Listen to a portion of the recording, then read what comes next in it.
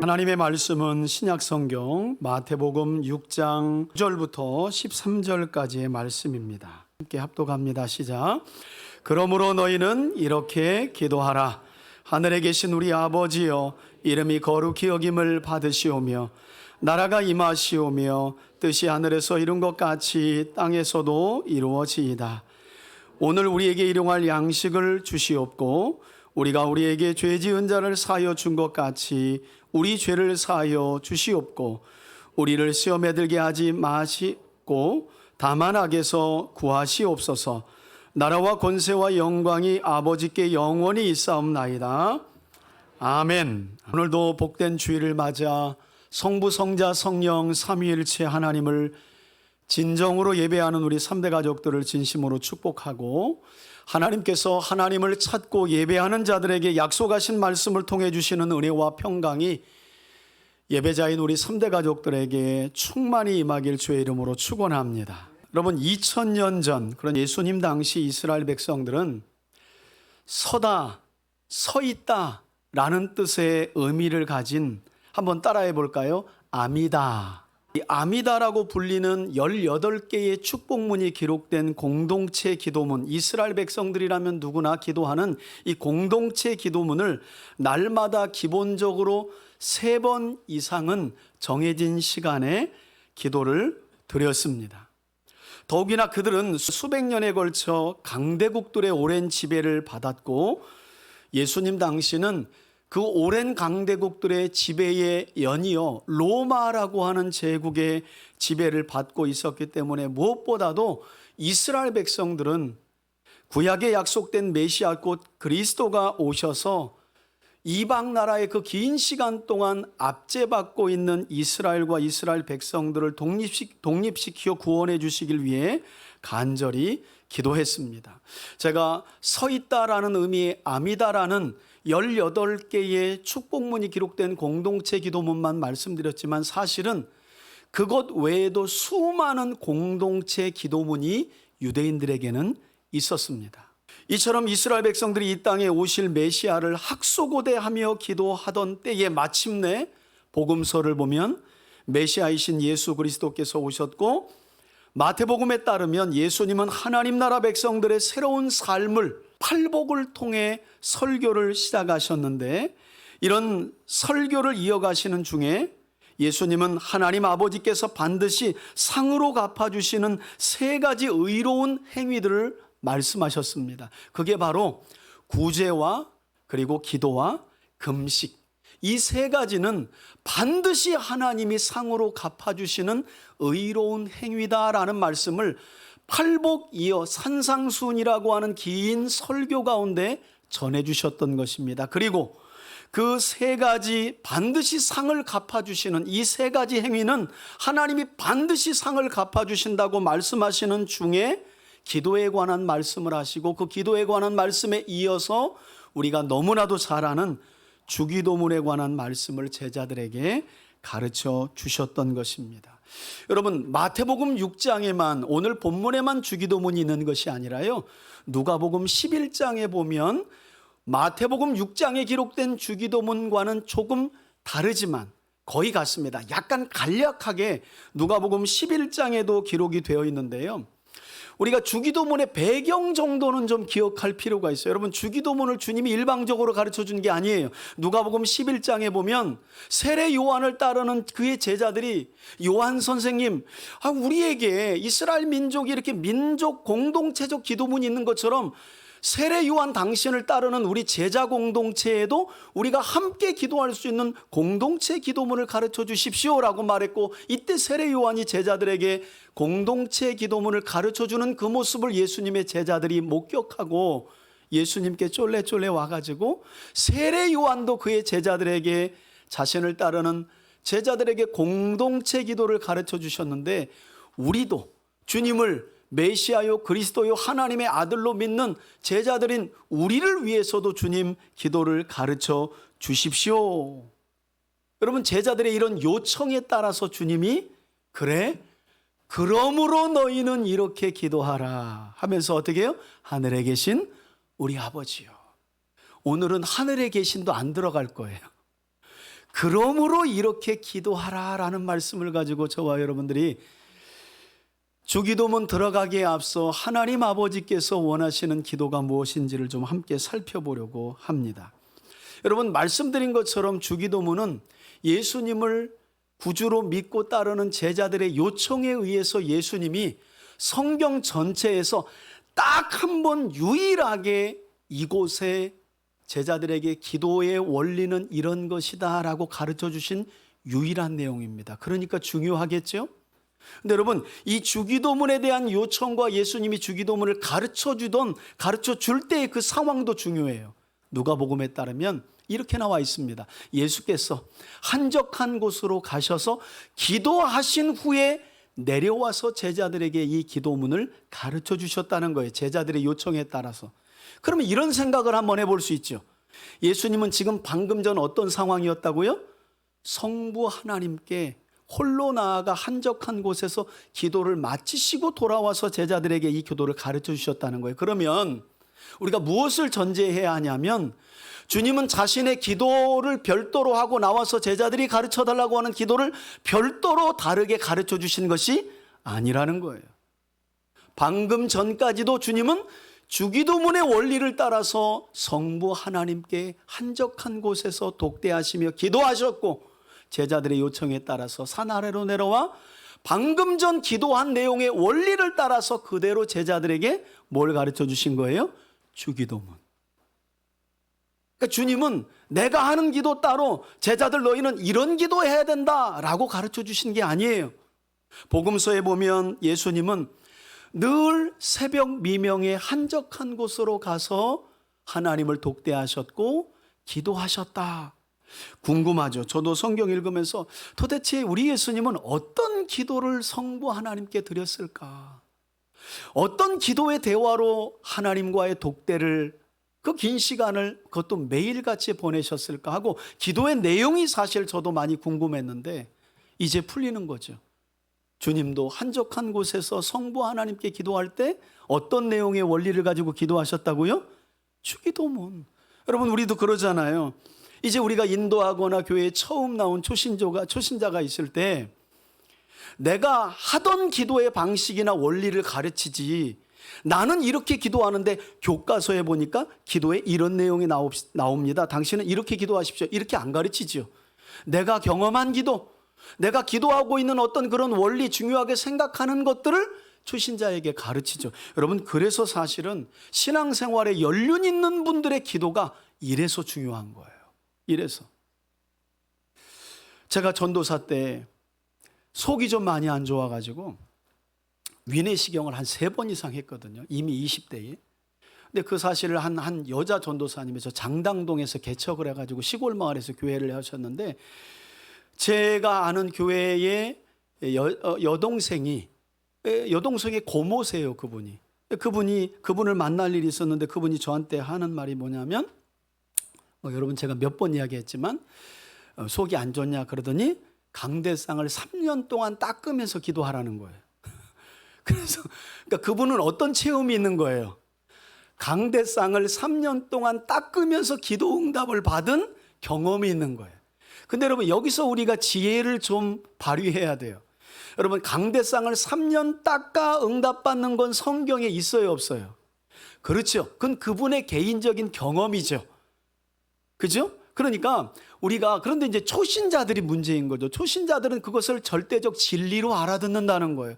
그래서 제가 설명드린 것처럼 신앙의 연륜이 있는 분들이 성경적인 기도의 삶을 살아가야만, 목회자는 기본값이고요. 그래야 교회 공동체가 말씀과 기도로 거룩하여지며 건강한 성장을 이루어가는 아주 큰 힘이 된다는 것입니다. 저는 설교를 준비하면서 이런 생각을 해봤어요.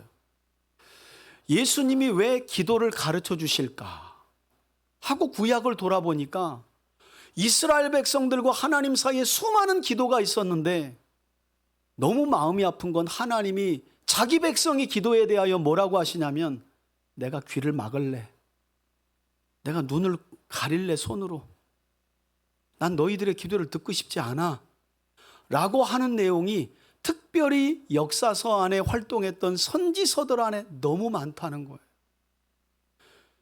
그래서 하나님과 이스라엘 백성들 사이에 어쩌면 여러분 기도가 통하지 않는다는 건 대화가 어떤 거예요?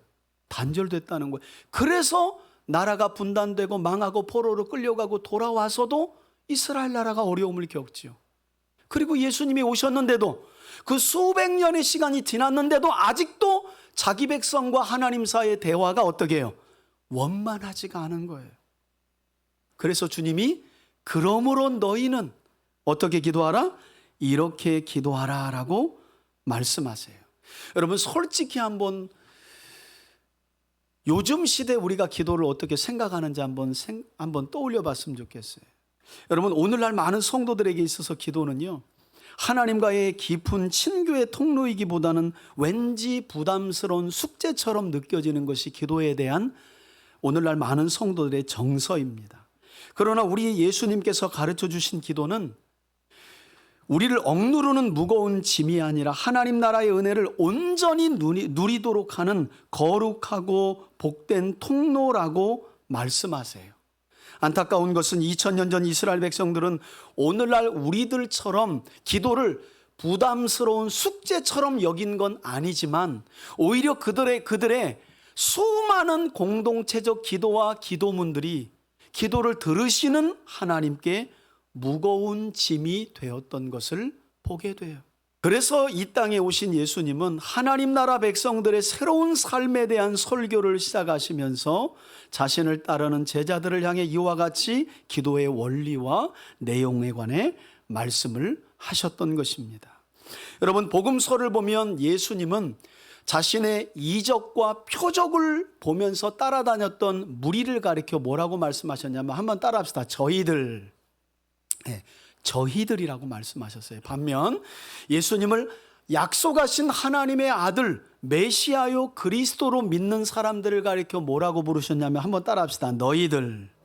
예, 이렇게 예수님은요, 여러분 복음서를 보십시오. 철저하게 저희들과 너희들을 구분하여 부르셨을 뿐만 아니라 어떤 비유들은요, 저희들을 완전히 배제하시고 너희들만 이리 와라 하시고 너희들로 불리는 주의 백성과 제자들에게만 가르쳐 주신 말씀도 복음서에 상당히 많습니다.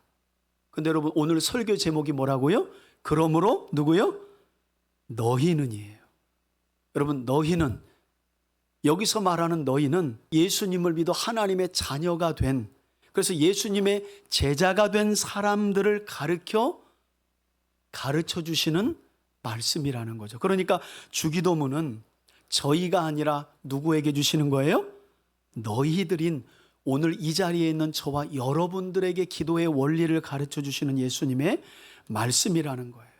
그래서 문맥안에서 보면 그러므로 너희는 이렇게 기도하라는 말씀의 뉘앙스가 있는데 그 뉘앙스가 뭐냐면 그러므로 너희는 저희들처럼 기도하면 안 된다라고 하는 뉘앙스가 이미 주기도문 시작에 깔려 있는 거예요. 여러분 너희는 이렇게 기도하라는 말씀은 너희는 저렇게 기도해서는 안 된다라는 말씀을 전제하면서 뭘 시작해요? 하늘에 계신 우리 아버지요. 이 말씀을 시작하고 계시다는 거예요. 자, 그래서 주기도문의 실제 내용은 이제 다음 주부터 우리가 살펴볼 텐데 여러분 예수님은 주의 백성과 주님을 따르는 제자들이 경계하고 따르지 말아야 할 저희들의 기도, 너희들의 기도가 아니라 저희들의 기도를 주기도문이 시작하기 전, 오늘 본문의 말씀이 시작하기 전 5절부터 8절까지 이미 말씀을 통해서 제자들에게 가르쳐 주신 것을 확인할 수 있어요. 가장 먼저 예수님은 여러분 5절을 한번 보시겠어요? 5절 말씀을 보면 하나님의 새로운 백성이 되고 예수님을 따르는 제자가 된 제자 공동체가 경계하고 따르지 말아야 할 첫 번째 기도의 모델이 있는데 그들을 뭐라고 부르셨다고요? 외식하는 자들이다 이렇게 불렀어요. 그러니까 외식하는 자들이라고 정의하시면서 제자들인 너희들은 절대 외식하는 자들과 같이 뭐 하지 말래요? 기도하지 말라는 거예요. 말씀을 살펴보면 이유가 있는데 외식하는 자들의 기도는 그들의 기도의 대상이 여러분, 하나님이라고 말씀해요? 사람이라고 말해요? 사람이라고 말하기 때문에. 외식하는 자들의 기도, 아마 다분히 예수님 당시 종교 지도자들을 예수님이 가르쳐 이와 같이 말씀하신 것처럼 보여요. 중요한 건 그들의 기도의 대상이 하나님이 아니라 사람들의 시선과 이목이었다는 거예요. 간혹 목회하면서 찾아와서 그렇게 상담을 원하시는 분이 있어요. 목사님, 제가 기도를 너무너무 잘하고 싶은데 사람들 앞에만 서면 기도가 잘 안 되는데 너무 솔직한 고민이죠. 그런데 그분의 고민 안에는 기도가 안 되는 이유가 있어요. 그분은 자신의 기도를 사람들의 이목과 시선을 향해 하고 있기 때문에 기도가 어떻게 해요? 어려운 거예요. 잘해야 된다는 생각, 온갖 미사요구를 집어넣어야 왜? 금방 기도가 끝나면 저 사람 믿음이 별로인가 보네 하는 사람들의 평가가 두려운 거예요. 여러분, 기도는 그 대상이 사람이 아니라 하나님이신 줄 믿습니다. 여러분, 그런데 이처럼 외식하는 자들, 곧 위선적으로 기도하는 사람들은 그러면 한번 생각해 보세요. 기도만 사람들의 이목을 의식하며 할까요? 그렇지 않아요. 여러분, 앞절을 보시면 마태복음 6장 2절을 보시면 어려운 이들을 돕는 구제를 할 때에도 하나님이 아니라 누구로부터 영광을 얻으려고 구제한대요? 사람으로부터. 그래서 아이, 저 사람 참 선행을 많이 하네, 저 사람은 참 남들보다 착해, 저런 사람 없지 하는 사람으로부터의 영광을 위해서 역시 구제의 대상이 하나님이 아니라 가난하고 어려운 하나님의 형상을 닮은 우리의 이웃이 아니라 누구예요? 그 선행과 구제를 보는 사람들의 이목, 시선이 대상이었다는 거예요. 그것만이 아니죠. 이후에 마태복음 6장 16절에 보면 또 다른 하나님이 반드시 상을 주시겠다고 하는 의로운 행위가 마지막에 금식인데, 그들은 금식을 할 때에도 하나님이 아니라 누구에게 보이기 위한 목적으로 한대요? 사람들에게 보이기 위한 목적으로 한다는 거예요. 즉, 외식하는 자들은 이처럼 철저히 사람들에게 관심을 끌며 인정받는 것이 그들이 원하는 구제나 기도나 금식의 목적이고 보상이에요. 그래서 이와 같은 외식적인 행위를 한다고 예수님이 말씀하시는 겁니다. 그래서 기도할 때에도 많은 사람들이 이목을 끌 수 있는 어디에 간대요? 오늘 본문에 보니까 회당에 가거나 사거리 모퉁이에 서서 기도하기를 뭐 한다는 거예요? 여러분, 이렇게 여기시면 이 말씀이 확 와닿을 것 같아요. 여러분, 교회에 몸담고 신앙생활을 하면 공동체적 기도의 시간이 있죠. 우리로 말하면 뭐 새벽 기도도 공동체 기도일 수 있고, 금요 기도회, 대표적으로는 금요 기도회가 공동체 기도의 시간입니다. 여러분, 그 기도 외에 여러분들은 개인적으로 하나님을 얼마나 찾고 계십니까? 그거 하나만 돌아봐도 내 신앙의 중심이 사람들의 이목이나 시선에 묶여 있는지, 아니면 나의 신앙은 하나님만 오로지 바라보며 자유롭게 신앙생활하고 있는지에 대한 것을 가늠할 수 있어요. 조금 더 쉽게 말씀드릴까요? 사람들이 보면 기도하고 사람들이 보지 않으면 일절 기도하지 않는 사람들이 있죠. 그는 일생의 기도의 대상이 자기도 모르게 누구이기 때문인 거예요? 사람이기 때문인 거예요. 그래서 사람들이 보지 않으면 도무지 기도 못해. 기도를 안 해요. 그나마 사람들이 모인다 하면 그 모이는 자리에 가. 왜요? 내가 그 자리에 빠지면 내가 직분이 이런데, 내가 신앙생활이 이런데 사람들이 나를 어떻게 생각할까? 그래서 여러분, 손도 들어야 되고 더 크게 외쳐야 되고 오래 기도해야 되고요. 여러분, 오해는 하지 마세요. 손 들고 기도하고 서서 기도하고 오래 기도하고 밤새 기도하는 거, 기도가 잘못됐다는 게 아닙니다. 살아가다 보면 그런 길목에 설 때가 와요. 밤새 기도해야 될 때가 오고, 금식을 해서라도 하나님의 도우심을 얻기를 원합니다라고 기도해야 될 때가 옵니다. 그러니까 기도의 방법 자체를 예수님이 꾸짖는 게 아니에요. 문제는 기도의 대상이, 이 위선자들의 기도, 외식하는 자들의 기도는 철저하게 기도의 대상이, 내 기도를 들으시는 분이 하나님이 아니라 그 대상에 누구를 놓는 거예요? 사람. 그래서 기도가 어려운 거예요. 그러나 여러분, 예수님은 하나님 나라의 새 백성이 된 제자들을 향해 이렇게 대상과 보상이 왜곡된 외식하는 자들과 같이 기도하지 말고, 이것은 저희들의 기도니까 너희들은 어떻게 해요? 이렇게 기도하라 라고 말씀하시는데, 내용을 보니까 어떻게 기도하라고 말씀하시느냐. 6절 보십시오. 죄식하는 자들과 같이 사람들의 이목이나 시선이 아닌 어디로 일단 들어가고요. 와, 그랬더니 또 저는 뭐 그것도 감사해요. 여러분, 간혹 있잖아요, 장로님들이나 목사님들이 쓰신 책에 보면 우리 집에는 방 한켠에 애들을 이렇게 다 장가 시집 보내고 남아가지고 이 방은 무슨 방? 기도 골방으로 만들. 저는 그것도 참 존경스러워요. 그런데 여러분, 단순히 이 골방을 아무도 없는 그냥 분리된 공간으로만 이해하시면 곤란해요. 더욱이나 어떤 말이 붙어요? 들어가서 문을 닫으라는 거예요. 여러분, 이거는요, 밀폐된 공간으로 들어가야 기도가 됩니다 라는 뜻이 아닙니다. 하나님과의 독대가 중요하다는 강조예요. 사람들의 시선을 의식하지 않을 수 있는, 사람들의 말을 의식하지 않을 수 있는, 마음의 중심이 철저하게 하나님과의 독대가 가능한, 여러분, 기도가 능숙해지고 하나님과의 교제가 깊어지면, 제가 오늘도 일부 예배를 이윤선 집사님과 드리면서 그런 얘기를 하는데, 그분은 오늘도 예배를 드리고 일터로 나가요. 그래서 집사님은 바쁘죠? 중간에 쉬는 시간이 있죠? 잠시 직원들과 쉬는 그 공간이 있지 않습니까? 거기 들어가서 잠시라도 기도해라. 거기가 골방이다, 당신에게는. 그것도 안 된다 하면 냉면을 비빌 때, 아버지 하나님, 이 시간이 골방이다. 골방은 꼭 어디 들어가서 문을 닫아야만 골방이 아니라, 직장에서도 눈을 감으면 큰일 나요. 이러다가 다치니까.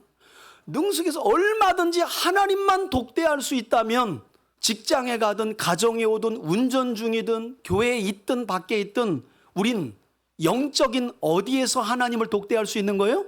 골방에서. 할렐루야. 그러니까 여러분, 그냥 작심하겠다는 사람들이 저는 제일 무서워요. 그런 분들이 기도가 제일 안 돼. 계속 벼르는 거예요. 내가 언젠가 기도원에 짐 싸고 올라가리라. 작년에 만나고 올해 만나면 아직도 올라가리라 하고 있어요. 내가 마음 잡고 기도원에 가서 기도해야지.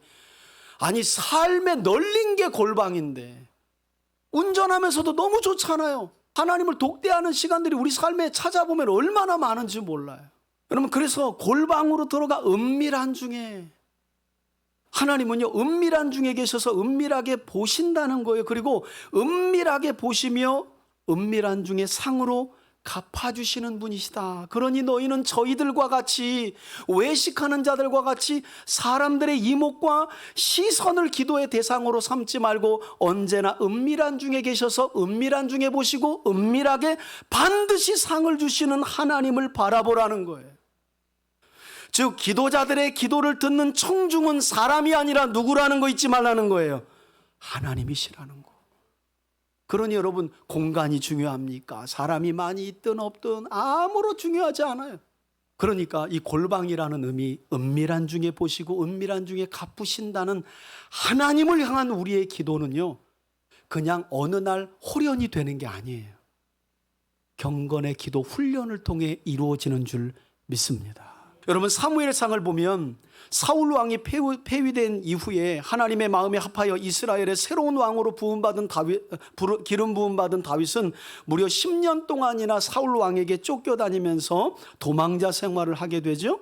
그러나 이렇게 쉴 새 없이 쫓기는 중에도 다윗은 아주 여러 차례에 걸쳐 자신의 억울함을 사람들이 아닌 하나님께, 그것도 은밀한 중에 계신 하나님께 기도하였다고 하는 증거가 어디에 나와 있냐면 시편 여러 곳에 나와 있어요.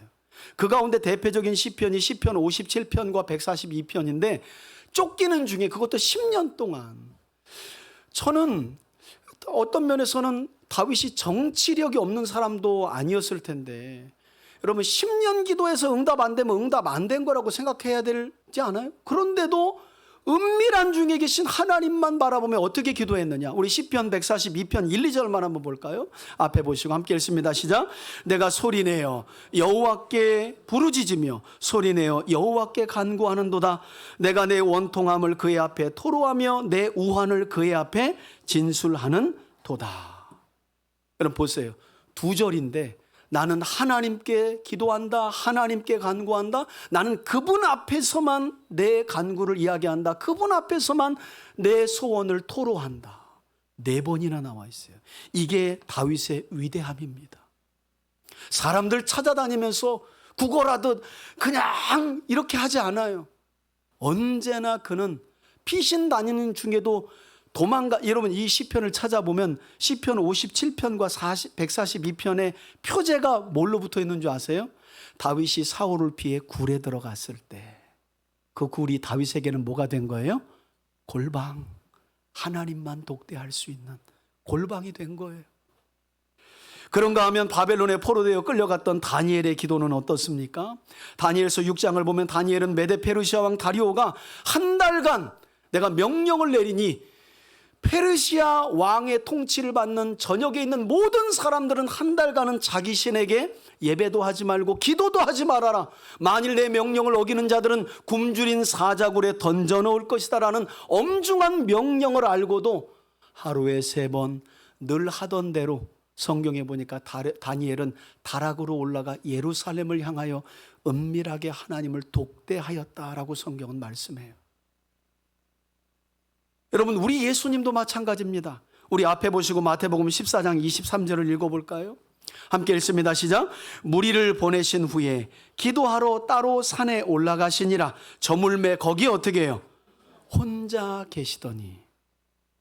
그랬더니 또 오늘 설교를 주무시다가 여기만 듣고 무조건 개인 기도해야 된다고 또 여러분 아니에요. 예수님이 제자들을 데려다가 공동체 기도, 합심 기도, 같이 기도 많이 했습니다. 근데 기도의 본질은 하나님을 향해야 된다는 것이고 하나님을 독대해야 된다는 거예요. 그러니까 기도하실 때 어려움 중에 처해가지고 막 눈물 콧물 뿌리고 어떤 때는 막 쫙 소리 지르시는 분들도 좀 이해해 주세요. 저분이 지금 나보다 더 간절하게 하나님을 독대를 원하는구나. 그리고 독대가 이루어지고 있구나. 그러면 되지. 또 나가서 지만 기도하나 또 마음 잡고 기도하러 가려고 그랬더니 또 이렇게 소리를 꽥꽥 질러 싸가지고 오늘 기도 못했다고 또 그래 또. 여러분 그럴 게 아니라 내가 기도에 방해가 되면 어떻게 생각하시면 된다고요? 그가 지금 골방에서 깊이 하나님을 뭐하고 있다? 독대하고 있구나. 그러면 이렇게 해요. 하나님 저분의 독대가 하나님과의 깊은 만남을 통해서 이루어지게 하시고 저분의 소원도 응답되게 하옵소서. 여러분 유대인들은 그렇게 기도해요. 어떻게 기도하냐면 앰뷸런스가 딱 지나가잖아요. 우리 같으면 예배 시간에 여기서 막 삐용삐용 하면 지나가 봐요. 설교 시간에 방해되게. 유대인들은 그렇지 않아요. 한밤중에 앰뷸런스가 지나가면 저 앰뷸런스가 빨리 응급자에게 가서 그가 그 앰뷸런스를 통해 생명이 빨리 치료받고 회복되기를 위해 기도해요. 유대인들은 그런 기도의 정서가 있어요. 감사한 건 저는 이제 수시로 왔다 갔다 하고 여기서 책 읽고 공부하고 설교 준비하잖아요. 그러면 조용히 삐그덕하고 왔다가 기도하는 소리 이렇게 듣고 가죠. 제가 모르겠어요. 여기 있죠. 근데 서로 방해될까 봐. 우리 장로님들도 여기 계시지만 장로님들이 아침 저녁으로 수시로 왔다 갔다 하십니다. 그리고 기도하고 계시고 성경 보고 계시고 우리 권사님들도 마찬가지지만 왜 그런 게 가능해요? 내 기도의 대상이 누구라는 게 분명한 거예요. 하나님이라는 게. 자, 2번째로 7절을 보시면 예수님은 주님을 따르는 제자 공동체가 경계하고 따르지 말아야 할 또 다른 기도를 무엇이라고 정의하냐면 한번 따라합시다. 이방인들의 기도. 왜냐하면 이방인들의 기도는 한마디로 말을 많이 하여야만 자기 신들이 듣고 응답할 것이라고 믿었기 때문이에요. 여러분 저는 설교를 준비하면서 이런 생각을 해봤어요. 왜 예수님이 외식하는 자들의 기도와 이방인들의 기도를 부정적인 기도로 예시로 들까? 지금 이스라엘 백성들 유대인들에게 말씀을 전하시는데 유대 사회에 이런 외식하는 기도와 이방인들의 기도가 이미 어떻게 해요?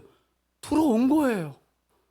너무나 많은 사람들이 특별히 종교 지도자들 중심으로 외식하는 기도를 하고 있고 사람들의 이목을 향해 그리고 대다수의 사람들은 말을 많이 하여야 하나님의 마음을 움직일 수 있다는 그런 이방인들과 같은 정서로 기도하였기 때문에 예수님이 이와 같은 말씀을 2번째 이것은 너희들이 해야 될 기도가 아니라 저희들의 기도다. 하나님과 상관이 없는 자들의 기도다라고 말씀하고 있는 겁니다.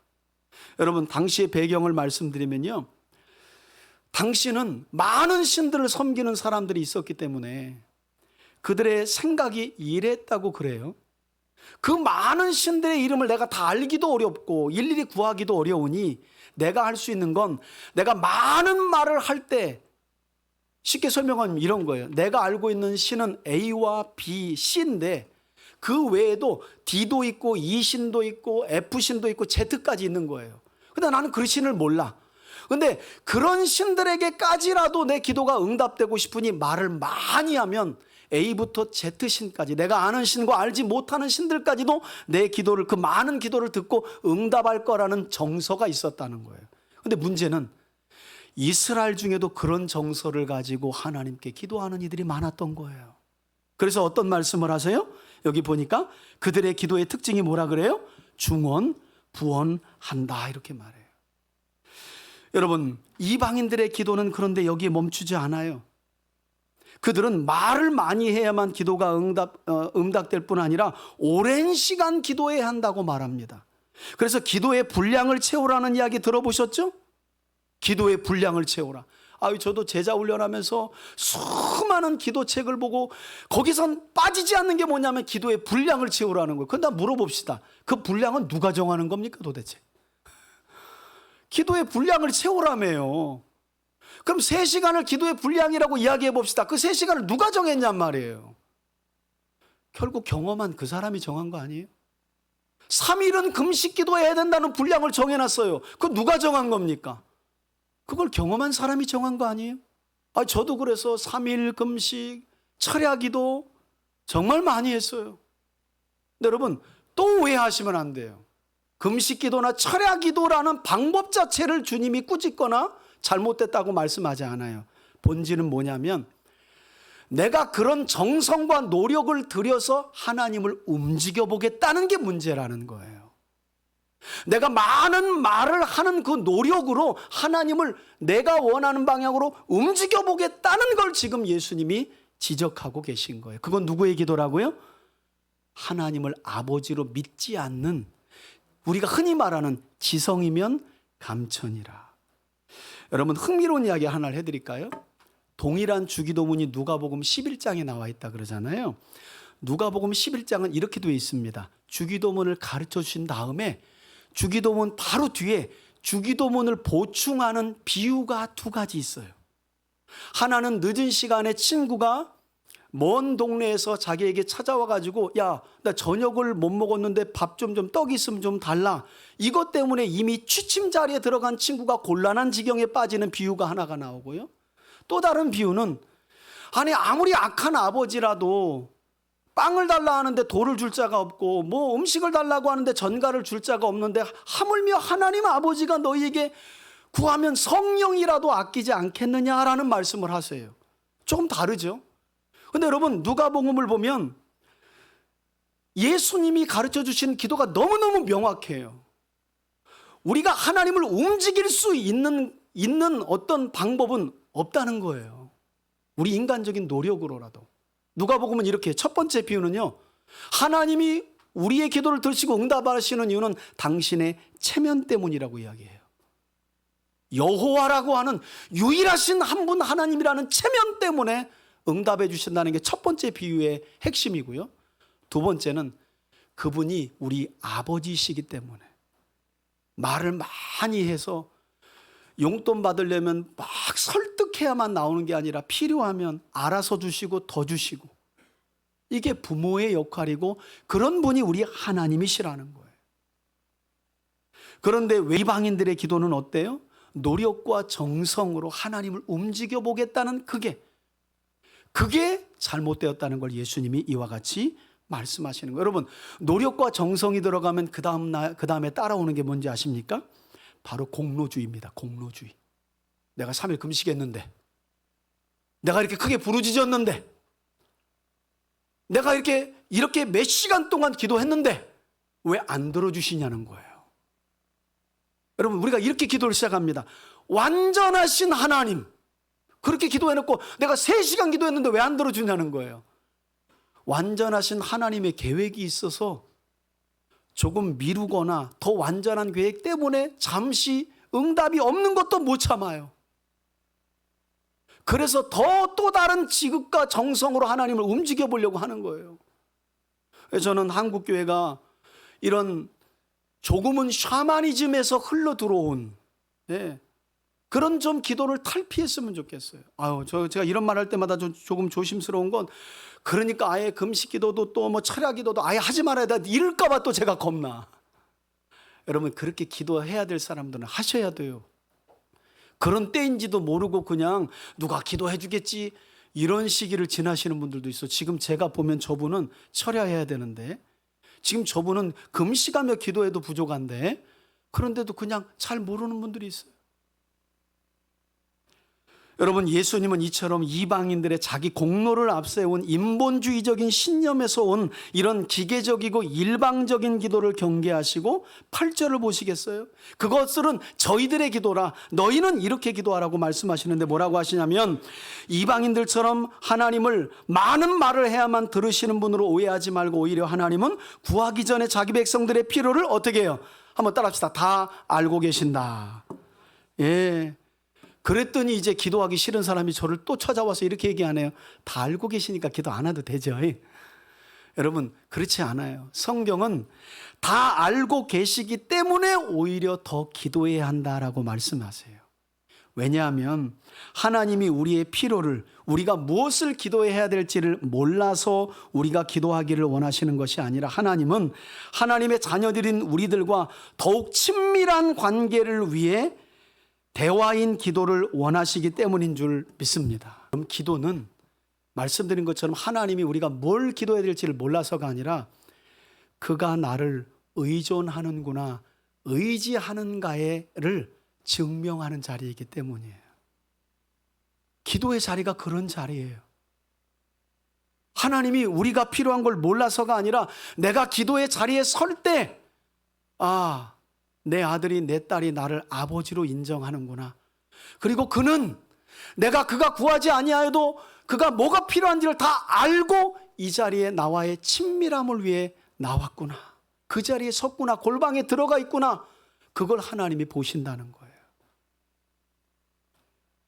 그래서 여러분, 오늘 본문에 보면 우리 6절과 8절에 보시면 우리의 기도를 들으시는 하나님을 그냥 하나님이라고 하지 않고 뭐라 그래요? 하나님, 너희 아버지라고 말하죠. 너희 아버지라고 말해요. 말을 많이 하는 외식하는 자들의 기도와 같이 내 노력과 정성으로 하나님을 움직이려 드는 건, 그건 이방인들의 기도다. 하나님과의 관계 안에 있는 하나님의 자녀들은 그분이 내 누구이기 때문에, 그러니까 여러분, 뭔가 하나님의 말씀을 거리켜서 좀 부족한 모습이 보일 때에도 우린 골방으로 들어가야 돼요. 왜냐하면 그분은 아버지시기 때문에 들어주실 수밖에 없어요. 저는 어떤 점에서는요, 하나님을 믿는 하나님의 사람들은, 죄송한 표현이지만 낯짝이 좀 두꺼워야 된다, 이렇게 생각됩니다. 제가 어디서 배우냐면 우리 아들들 보니까 그래요. 뭐 주고 싶지 않은데, 그러게 제가 하라는 대로 안 했거든요. 달라는 건 기가 막힌 시간에 와가지고 요구해요. 저놈들이 자식이 확실하구나. 내가 아버지가 안 하면 저렇게 낯짝이 두껍게 내가 하라는 걸 안 하는데도 저렇게 당당하게 요구할 수가 있을까 볼 때, 저놈들은 내 자식이 확실하구나. 여러분, 하나님과의 관계도 그렇다는 거예요. 100가지 하나님의 말씀을 잘 따라야 응답하신다? 그렇지 않아요. 그분이 많은 말을 해야, 지극정성을 들여야, 그렇지 않다는 거예요. 그래서 성경은 이렇게 말해요. 하나님, 누구 아버지라고요? 한번 따라합시다. 내 아버지. 그걸 믿고 기도하시라는 거예요. 여러분, 이처럼 기도는 사람에게 보이기 위한 쇼가 아니고, 사람들을 설득하기 위해 내 공로를 앞세우며 내 공로를 쌓는 거래의 도구도 아닙니다. 기도는 누구보다 나를 잘 아시는 하나님 아버지 앞으로 나아가서 그분과의 사랑의 교제를 나누는 복된 시간이라는 거. 저는 그런 이 기도에 대한 가르침, 저희들의 모습이 제발 너희들에게는 안 보였으면 하는 그런 예수님의 기도에 대한 가르침을 저와 여러분들이 마음에 좀 새길 수 있기를 바라고요. 새로운 한 주는 저희의 모습이 내 기도뿐만 아니라 신앙생활에 있다면 그것들을 주님 다 깨닫게 하시고 내려놓게 하시고 너희라고 말씀하신 주님이 가르쳐준 그 기도의 모습으로 은밀한 곳에서 은밀히 갚으시고 은밀히 상 주시는 하나님을 바라보며 때로는 부족할 때에도 그분이 나의 무엇임을 믿고 아버지이심을 믿고 여러분 기도해서 한 주간 여러분들이 이제까지 신앙생활 했던 과정에서 경험해 보지 못한 그 기도의 깊은 맛, 그 하나님과의 독대 안에서 오는 그 깊은 그 은혜를 경험하고 하나님의 도우심을 힘입는 그런 저와 여러분들이 되시길 예수님의 이름으로 축원합니다. 이제는 우리 주 예수 그리스도의 은혜와 하나님 아버지의 사랑과 성령의 교통하심이 너희는 저희들과 같이 기도하지 말라라고 말씀하시며 외식하는 자들의 기도와 이방인들의 기도에 대한 말씀을 가르쳐 주신 예수님의 가르침을 마음에 새기고 기도의 대상이 하나님이 되며 하나님이 나의 아버지이심을 믿고 다시금 기도를 회복하고 기도의 자리에서 하나님과의 친밀한 교제를 더욱 깊이 이루어가기를 소원하며 나아가는 사랑하는 우리 3대 교우들 머리머리 위에 저들의 가정과 기업 위에 이 나라와 이 민족 위에 이제로부터 영원토록 함께 계실지어다. 아멘.